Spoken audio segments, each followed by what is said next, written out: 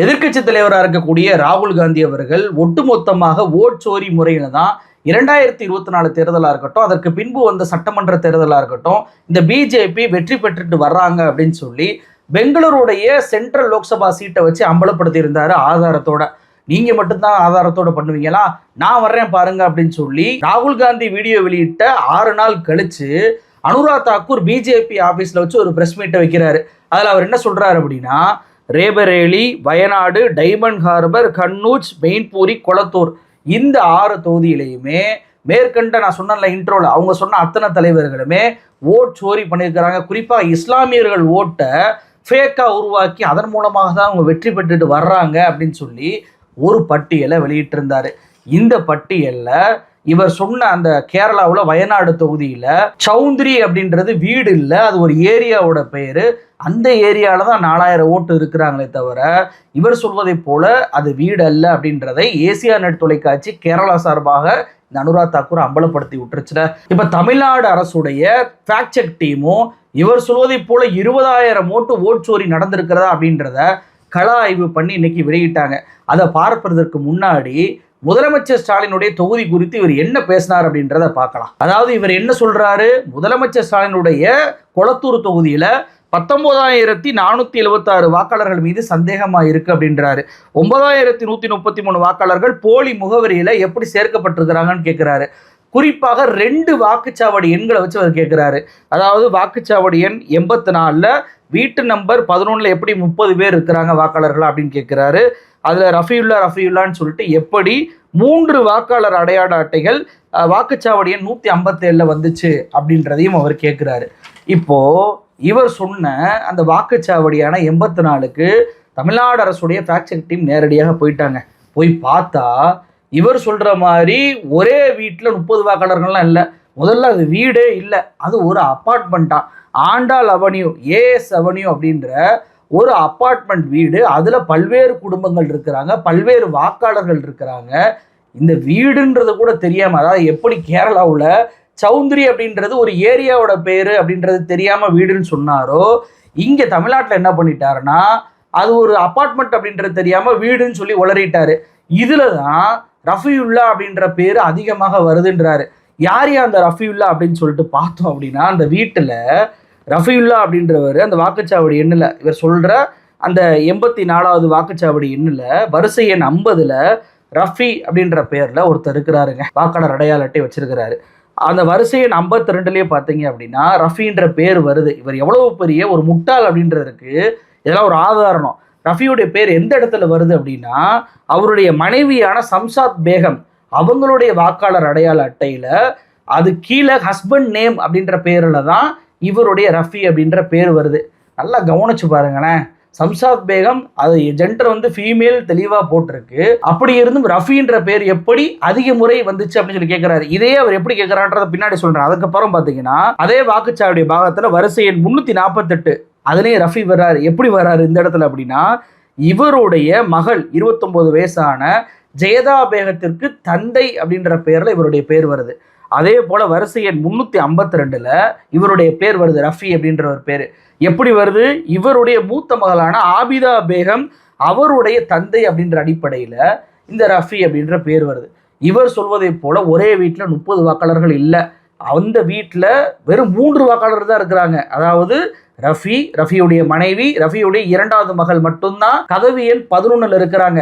11A2ல தான் இவருடைய மூத்த மகள் ஆபிதா பேகம் என்பவர் இருக்கிறார். அப்போ இந்த 4 பேர் கூட ஒரு வீட்டில் இல்லை. ஆனால் இந்த அனுராக் தாக்கூர் என்ன சொல்றாரு அப்படின்னா, ஒரே வீட்டில் 30 வாக்காளர் இருக்கிறாங்க, ரஃபி அப்படின்ற பேரில் எத்தனை வாக்காளர் இருக்காங்க தெரியுமா அப்படின்னு சொல்லிட்டு இஸ்லாமியர்கள் அனைவரும் ஏதோ ஃபேக் ஓட்டர்ஸை போலவும் அதை வச்சு தான் இங்கே திமுகவும் முதலமைச்சர் ஸ்டாலினும் ஜெயிக்கிறாங்க என்பதை போல ஒரு நெரேட்டிவை செட் பண்ணுறாரு. அது மட்டுமல்ல, இவர் இன்னொரு பேரையும் சொல்றாரு, ரஃபியுல்லா. இது மட்டுமே நிறைய இடம் வருதுங்க, வாக்குச்சாவடி எண் 157 வருது அப்படின்றாரு. அப்படி என்னையா வருது அப்படின்னு சொல்லி பார்த்தோம்னா, இந்த ரஃபியுல்லா அப்படின்ற பேர் எங்கே வருது, ஹவுஸ் நம்பர் 7ல் ரேஷ்மா பானு என்பவருடைய தந்தையாக வருது. இந்த ரேஷ்மா பானு என்பவர் 29 வயசு, இவருடைய தந்தை என்ற இடத்தில்தான் ரஃபியுல்லா அப்படின்ற பேர் வருது. அதே போல பார்த்தீங்கன்னா பர்வேசுல்லா என்பவருடைய தந்தையாக அவருடைய வயது வந்து 31. அதுலேயும் ரஃபியுல்லா அப்படின்ற பேர் வருது. அப்போ ரஃபியுல்லா என்பவருக்கு அவருடைய மகன், அவருடைய மகள் அப்படின்ற இடத்தில் அந்த பேர் வருதே தவிர அவருடைய பேர் என்பது 3 முறை வாக்காளர் பட்டியலாக வரல. ராகுல் காந்தி காட்டினார்ல, ஒரே பேர்ல 3 பேர் இருக்கிறாங்க, வெவ்வேறு பாகத்தில் இருக்கிறாங்கன்னு சொல்லிட்டு. அதே மாதிரி இவரும் நானும் ட்ரை பண்றேன் அப்படின்னு சொல்லிட்டு ரஃபியுல்லா என்ற பேர் 3 முறை வருதுன்னு சொல்லி பார்த்தா 2 முறை தான் வருது. அதுவும் தந்தையாக தான் வந்திருக்கு. அப்ப எவ்வளவு பெரிய ஒரு பித்தலாட்டத்தை இவர் வந்து பண்ணியிருக்கிறார். இவரெல்லாம் எம்பியாக இருப்பதற்கு குறைஞ்சபட்ச தகுதி என்பது இருக்கா? இவர் எப்படி ரஃபியுல்லான்றது 3 தடவை வந்திருக்கு, 4 தடவை வந்திருக்கு அப்படின்னு சொன்னது நான் பின்னால சொல்றேன்னு சொன்னேன்ல, அது இவர் எப்படி தெரியுமா சொல்லியிருக்கிறாரு? நான் ஏற்கனவே சென்ற வீடியோல தெளிவாக சொன்னேன். ராகுல் காந்தி அவர்கள் எலக்ட்ரானிக் ஓட்டருடைய அந்த லிஸ்ட் என்கிட்ட கொடுத்தாங்கன்னா 30 செகண்ட்லேயே 2024 தேர்தல் என்பது முறைகேடாக தான் மோடி அவர்கள் வெற்றி பெற்றிருக்கிறார் என்றதை என்னால் அம்பலப்படுத்த முடியும் அப்படின்னு சொல்லியிருந்தாரு. அந்த எலக்ட்ரானிக் ஓட்டர் லிஸ்ட்டை எலெக்ஷன் கமிஷன் எனக்கு தரமாட்டாங்கன்னு சொன்னார். இந்த எலக்ட்ரானிக் ஓட்டர் லிஸ்ட்டை தான் அனுராக் தாக்கூருக்கு எலெக்ஷன் கமிஷன் கொடுத்ததாக சென்ற வீடியோவில் நம்ம சொல்லியிருந்தோம். அதில் போயிட்டு தான் இவர் வந்து ரஃபி அப்படின்னு டைப் பண்ண உடனேயே ரஃபி அப்படின்ற பேர் ஃபுல்லாக வந்திருக்கோம். உடனே நம்மளால் என்ன பண்ணியிருப்பாரு, 3 தடவை வந்திருக்கு, 4 தடவை வந்திருக்கு அப்படின்னு சொல்லி எழுதி வச்சுட்டு, என்ன ஸ்டாலின் என்ன பதில் சொல்ல போறீங்க, ஓட் சோரி பண்ணியிருக்கீங்களா, என்ன இதற்காக தான் வந்து சார்ன்றதை எதிர்க்கிறீங்களா அப்படின்னு சொல்லிட்டு ஒரு கேள்வியை ரொம்ப அறிவாளித்தனமாக கேட்டு இன்னைக்கு வசமாக சிக்கிவிட்டார். அப்போ கேரளாவில் எப்படி அம்பலப்பட்டாரோ அதே மாதிரி தமிழ்நாட்டில் ஸ்டாலின் அவர்கள் மீது ஒரு புகாரை வைத்து அதுலேயும் அம்பலப்பட்டு போயிட்டாரா? அடுத்து நம்ம மேற்கு வங்கத்துக்கு வருவோம். அபிஷேக் பானர்ஜி டைமண்ட் ஹார்பர் தொகுதியில் இவர் வந்து பல்வேறு இடங்களில் இஸ்லாமியர்கள் ஓட்டு இருக்குங்க. ஒரே அட்ரஸில் நிறைய பேர் இருக்கிறாங்க, அது இருக்கிறாங்க, இது இருக்கிறாங்க, வாக்கு சதவீதம் வந்து கண்ணாபின்னான்னு ஏறி இருக்கு. இப்படியெல்லாம் நிறைய கதைகளை அளந்து விட்டாரு. அந்த கட்சியுமே இதற்கு பதிலடி கொடுத்துருக்குறாங்க. அதாவது இந்த டைமண்ட் ஹார்பர் தொகுதியுடைய 3 முறை எம்பியாக இருப்பவர் தான் அந்த அபிஷேக் பானர்ஜி, மம்தா பானர்ஜியுடைய மருமகன். இந்த பானர்ஜி என்ன பண்ணிட்டாரு, ஃபேக்ட் செக்லாம் பண்ணலை, ஆதாரத்தெல்லாம் வெளியிடலை, நேராக ஒரு ஆளை கூப்பிட்டு இந்த ஒரு பென்ட்ரைவ் வச்சுக்கோ, இந்த பென்ட்ரைவில் எல்லா டீட்டெயில் இருக்குது, ஃபேக்ட் செக் பண்ணியிருக்கோம், இந்த தொகுதியை பற்றி அத்தனை டீட்டெயில் இருக்குது, நேராக அனுராக் தாக்கூர் வீட்டுக்கு போ, அங்கேயே போய் இந்த பென்ட்ரைவை கொடுத்து பொறுமையாக போட்டு பார்த்துக்க, உண்மை என்னன்னு தெரிஞ்சுக்க அப்படின்னு சொல்லி ஒரு ஆளையே அனுராக் தாக்கூர் வீட்டுக்கு அனுப்பி வச்சிட்டாருங்க. இன்னும் சிம்பிளாக என்ன சொல்லிட்டாரு அப்படின்னா, நீ டெல்லியில் உன் ஆஃபீஸில் உட்காந்துட்டு பேசிகிட்டு இருக்காத, நேரில் வா, எந்த வாக்குச்சாவடி எந்த டோர் நம்பரை குறை சொல்கிற, அங்கே போய் அந்த மக்களை போய் பாரு, உண்மையிலே அந்த மக்கள் இருக்கிறாங்களா அப்படின்றத தேடு, அந்த மக்கள்கிட்ட பேசு. அதை விட்டுட்டு ரூமுக்குள்ளே உட்காந்துக்கிட்டு கண்டது கடியதையும் பேசக்கூடாது, அந்த பென்ட்ரைவை பார்த்தாது புத்தியை வளர்த்துக்க அப்படின்னு சொல்லி ஒரு பென்ட்ரைவ் அனுப்பதோடு மட்டுமல்லாமல் இவர் என்ன சொல்கிறாரு, 4 வருஷத்தில் அந்த தொகுதியில் 15% உயர்ந்திருக்குன்றாரு. வெறும் 4% தாங்க உயர்ந்திருக்கு அப்படின்ற அந்த ஆதாரத்தையுமே அந்த பென்ட்ரைவில் இந்த அபிஷேக் பானர்ஜி போட்டு அனுப்பியிருக்கிறாரு. அப்போது மேற்கு வங்கத்திலையுமே இவர் வந்து சொன்ன டேட்டா என்பது அப்பட்டமான ஒரு பொய் அப்படின்றத அந்த எம்பியுமே அம்பலப்படுத்தி விட்டார். சரி, காங்கிரஸுக்கு வருவோம். காங்கிரஸ் ஒருபடி மேலே போய் என்ன பண்ணிட்டாங்க அப்படின்னா, எப்போ 6 தொகுதியில் முறைகேடு நடந்திருக்குன்னு சொல்கிற, அப்போ 6 தொகுதியிலையும் ஓட் சோரி பண்ணி தான் ஜெயிச்சிருக்காங்கன்னு சொல்கிறியா? அப்போ 2024 தேர்தல் முழுக்க ஃபேக் ஓட்டர்ஸ் தானே ஓட்டு போட்டிருக்கிறாங்க, மொத்தமாக ரத்து பண்ணிடுவான், 2024 தேர்தல் செல்லாது, மறுபடியும் முதலேருந்து தேர்தல் வைப்போம் அப்படின்னு சொல்லி ஒத்துக்கிறியா அப்படின்னு சொல்லி ஒரு கேள்வியை காங்கிரஸ் கட்சியுடைய செய்தி தொடர்பாளரான பவன் கேரா அவர்கள் ஒரு ப்ரெஸ் மீட்டை வச்சே கேட்டிருக்கிறாரு. இதில் அவர் வைத்த மிக முக்கியமான ஒரு டிமாண்ட் என்ன தெரியுமா, தேர்தல் ஆணையமும் சரி பிஜேபியும் சரி எலக்ட்ரானிக் ஓட்டர் லிஸ்ட் டேட்டாவை நீ எல்லா தொகுதிக்கெல்லாம் கொடுக்க வேணாம், பிரதமருடைய வாரணாசி தொகுதிக்கு மட்டும் அந்த எலக்ட்ரானிக் ஓட்டர் டேட்டா லிஸ்ட்டை வெளியிடுவதற்கு உங்களுக்கு தைரியம் இருக்கா அப்படின்னு சொல்லி ஒரு டிமாண்டை வச்சிருக்கிறாரு. அதாவது பிரதமர் பதவியை பிஎம் பதவிக்கு மோடி அவர்கள் டிசர்வ் கிடையாது, இவர் ஓட்சோரி மூலமாக தான் வெற்றி பெற்றிருக்கிறாரு. ஒரு நாள் ரிசல்ட் முழுவதும் பார்த்தீங்கன்னா 14 வரைக்கும் பின்தங்கி இருந்தவர் திடீரென ஃபேக் ஓட்டர்ஸோடைய அந்த பூஸ்டர் டோஸ் கிடைச்ச உடனேயே மிகப்பெரிய அளவுக்கு வாக்குகள் கிடைச்சி 1.5 லட்சம் வாக்கு வித்தியாசத்தில் வெல்வதை நம்மளால் பார்க்க முடிஞ்சு. அப்போ ஓட்சோரி மூலமாக தான் உங்களுடைய பிரதமரே வாரணாசி தொகுதியில் வெற்றி பெற்றிருக்கிறதுனால ஓட்டர் டேட்டா லிஸ்ட்டை, அதாவது எலக்ட்ரானிக் ஓட்டர் டேட்டா லிஸ்ட்டை ஒன்னால் வெளியிடுவதற்கு உனக்கு துணிச்சல் இருக்கா அப்படின்னு சொல்லி அவர் ஒரு கேள்வியை கேட்குறாரு. அது மட்டுமல்ல, நம்ம ஏற்கனவே சென்ற வீடியோவில் கேட்ட அதே கேள்வி, ராகுல் காந்திக்கு ஒரு தொகுதியை எடுத்து இவ்வளவு ஆய்வுகளை பண்ணி வெளியிடுவதற்கு 6 மாசம் ஆச்சு. நீ 6 நாள்ல வந்துட்டு இவ்வளவு 6 தொகுதிக்கு டேட்டா கொடுக்குற அப்படின்னா உனக்கு எலக்ட்ரானிக் ஓட்டர் டேட்டா லிஸ்ட்டை இந்த இசிஐ எலெக்ஷன் கமிஷன் கொடுத்தனால தானே நீ சொல்ல முடியுது. அப்ப இது ஃப்ராடுத்தனம் இல்லையா, ரெட்ட நிலைப்பாடு இல்லையா? ராகுல் காந்திக்கு நோட்டீஸ் அனுப்புறவன் ஏன் உனக்கு மட்டும் அனுப்பவே இல்லை அப்படின்ற அந்த கேள்வியுமே கேட்டிருக்கிறாரு.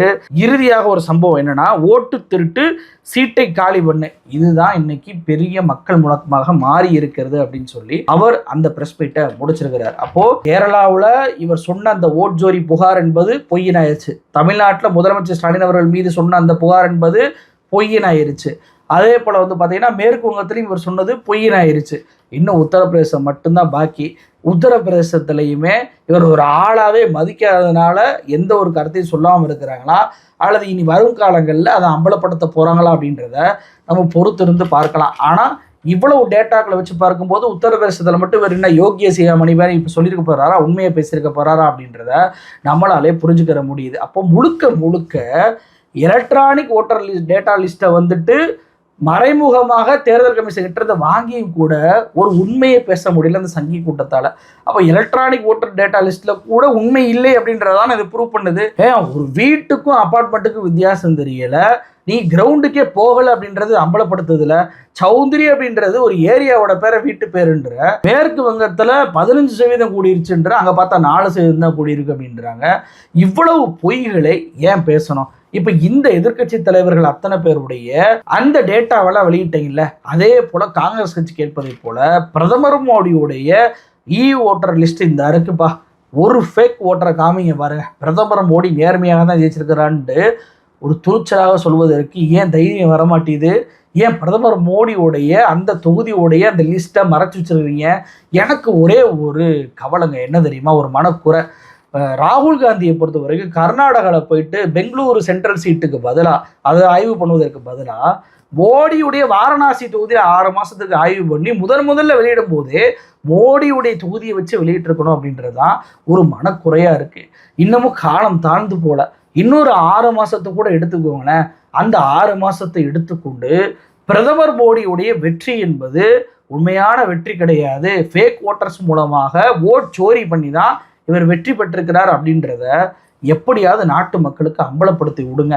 இதற்காக எவ்வளவு பேரை வேணாலும் உழைப்பதற்கு மக்கள் தயாராக இருக்கிறாங்க வருவதற்கு.